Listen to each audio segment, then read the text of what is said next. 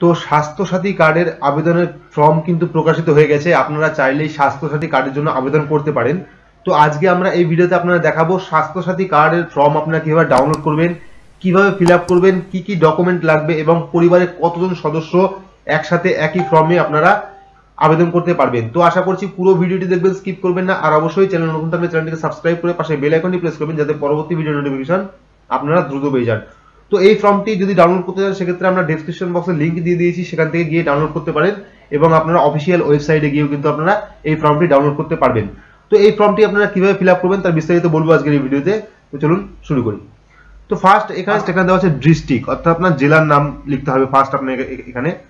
তো দেওয়ার পর এখানে ব্লক মিউনিসিপ্যালিটি, আপনার ব্লক বা মিউনিসিপ্যালিটি কি আছে সেটা লিখবেন। লেখার পর এখানে দেখুন পঞ্চায়েত বা মিউনিসিপ্যালিটি, অর্থাৎ আপনার পঞ্চায়েতের নাম কি আছে বা মিউনিসিপ্যালিটির নাম কি আছে সেটা লিখবেন। লেখার পর ভিলেজ অ্যান্ড ওয়ার্ড, অর্থাৎ আপনার যদি গ্রামে থাকেন সেক্ষেত্রে গ্রামের নামটা লিখে দেবেন। লিখে দেওয়ার পর এখানে রেসিডেন্সিয়াল অ্যাড্রেস, অর্থাৎ আপনার বাড়ির অ্যাড্রেসটা কি আছে সেই অ্যাড্রেসটা লিখবেন এখানে।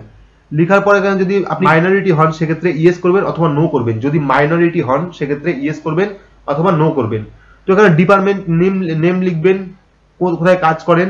তো ওখানে ক্যাটাগরি, কাজের ক্যাটাগরিটা কি আছে সেটা লিখবেন। লেখার পর এখানে কাস্ট, আপনি কোন কাস্ট আছেন, এসসি এসটি না ওবিসি সেটি লিখবেন। লেখার পর এখানে দেখুন রেসিডেন্সিয়াল অ্যাড্রেস, অর্থাৎ আপনার বাড়ির যে অ্যাড্রেসটি সেই অ্যাড্রেসটি এখানে লিখবেন। লেখার পর এখানে নেম অফ বেনিফিশিয়ারি, অর্থাৎ যার নামে অ্যাপ্লিকেশন করবেন তার নামটি এখানে লিখবেন। লেখার পর এখানে ফাদার্স নেম, অর্থাৎ যার নামে অ্যাপ্লিকেশন করছেন তার বাবার নামটা এখানে লিখবেন। লেখার পর এখানে দেখুন অফিস নেম অ্যাড্রেস, অর্থাৎ যদি আপনি কোনো অফিসে চাকরি করেন সেই অফিসের নাম এবং অ্যাড্রেসটা আপনাকে এখানে লিখতে হবে। তো লেখার পর এখানে দেখুন RSBUI ইউআরএন নাম্বার, অর্থাৎ রাষ্ট্রীয় সুরক্ষা বীমা যদি আপনার করা থাকে, অর্থাৎ যদি আপনার বীমা করা থাকে সেই বীমার নাম্বারটা কিন্তু আপনার এখানে লিখতে হবে। তো এটি লেখার পর আমরা নিচের দিকে যাব, নিচে যে সদস্য অ্যাডের যে জায়গাটা আছে সেখানে আমরা দেখব।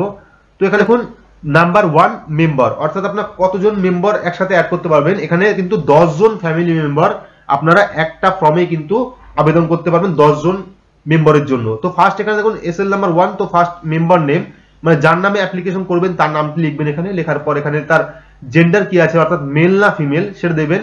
দেওয়ার পর এজ, অর্থাৎ বয়স কত আছে, আপনারা আধার কার্ডে ক্যালকুলেট করে বের করবেন আপনার বয়স কত আছে সেটা লিখবেন।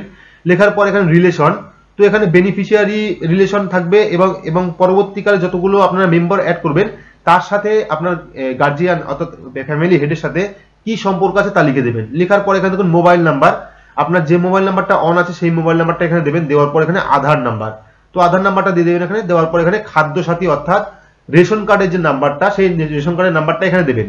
তো এইভাবে আপনারা পুরো সদস্যকে কিন্তু অ্যাড করতে পারবেন। তো এখানে সদস্য অ্যাড করা হয়ে গেলে পর সমস্ত যাবতীয় যত সদস্য আছে আপনার পরিবারে সব সদস্য নাম এখানে অ্যাড করবেন। অ্যাড করার পর আমরা নিচে আসবো।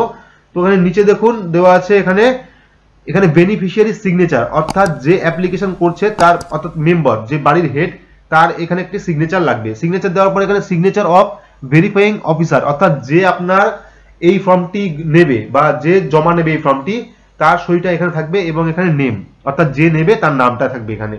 তো এটি ছিল টোটাল ডিটেলসটা। তো ফর্ম ফিল আপের পুরো পদ্ধতি আমরা দেখালাম এখানে। তো আশা করছি পুরোটা বোঝাতে পেরেছি এবং এর সাথে যে ডকুমেন্টস গুলো লাগবে সেটি আপনারা যখন আপনারা জমা দেবেন সেখান থেকেই বলে দেওয়া হবে। এবং আপনারা যখন জমা দেবেন সেই জমা দেওয়ার সময় কিন্তু আপনাদের একটি এই যে দিলেন এই ফর্মটা, এই ফর্মে একটি স্লিপ দেওয়া হবে, যে স্লিপ থেকে কিন্তু আপনি এই স্ট্যাটাসটি চেক করতে পারবেন। তো আশা করছি ডকুমেন্টস গুলো হতে পারে ভোটার কার্ড, আধার কার্ড, রেশন কার্ড, এইসব ডকুমেন্টস আপনার লাগবে, আদার্স কোনো ডকুমেন্টস কিন্তু লাগবে না। তো আশা করছি পুরোটা ফর্ম আমরা বোঝাতে পেরেছি। যদি ভিডিওটি ভালো লাগে অবশ্যই লাইক করবেন, চ্যানেলটিকে সাবস্ক্রাইব করে পাশে বেল আইকনটি প্রেস করবেন। আর যদি কোনো রকম প্রশ্ন থাকে তাহলে অবশ্যই কমেন্ট বক্সে জানাতে ভুলবেন না। আজকের মতো এটুকুই, ধন্যবাদ।